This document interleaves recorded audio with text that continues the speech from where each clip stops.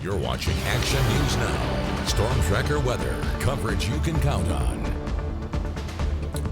Well, there we're looking live in Shasta County, and I think if you look really close there towards the top in the center there, looks like some water. So I'm not sure. I'm guessing that that's Shasta Lake right there, but we also just saw that kind of generic Mount Shasta scene there as Howie Gordon joins us, and I think that the snow is going to be melting pretty soon, Howie. On some of those foothills and even some of the mountains, Alan, we're seeing upper 70s and eventually mid 80s in the coming days. So I agree with you completely. That snow is going to turn into water pretty soon. Going to be used for those lake fill-ups. Okay, here's another shot. This is our Ball Rock shot. That's in Tehama County. That's looking off towards the northeast, looking at some remnant snow from last weekend's storm.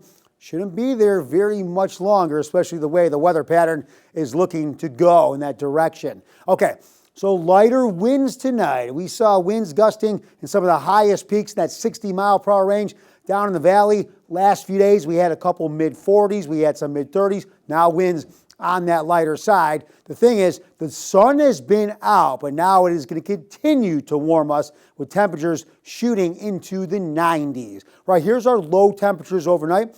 I think you could probably open up the window. A mild night for the most part. Some spots in the valley might get into the mid to upper 50s. Other than that, you might stay around 60, but you get into some of these higher elevations overnight tonight, could drop down into the 40s. Okay, here's what we have for tomorrow. Now, this I think will be our first day of widespread 90-degree weather. A few spots here and there went up to 90, 91 today, but not the whole area. The whole valley tomorrow pretty much in that 90-degree plus temperature range. Then you get into some of the high, I was talking about Alan, you get into some of these higher elevations into the 70s, the mid 80s. So how long can that snowpack hold out in some of these spots? I'm not talking the highest of highest peaks, but yes, the heat really starting to go up the mountains now. Okay, high pressure a couple days ago started moving into the storms that are situated behind me that spiked up our winds. Now, as these storms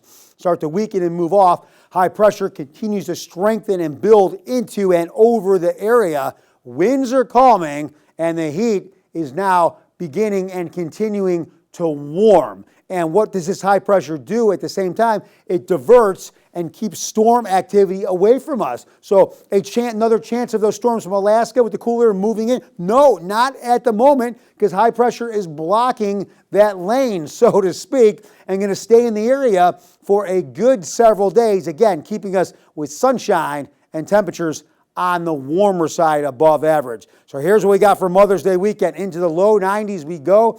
After the weekend, we start going into the mid to upper 90s, and Redding is in the same scenario. So yes, really now more than anything, it is heat-related conditions we're going to have to start watching out for, and then fire weather coming soon, Alan. Oh boy, here we go. All right, thanks, Howie.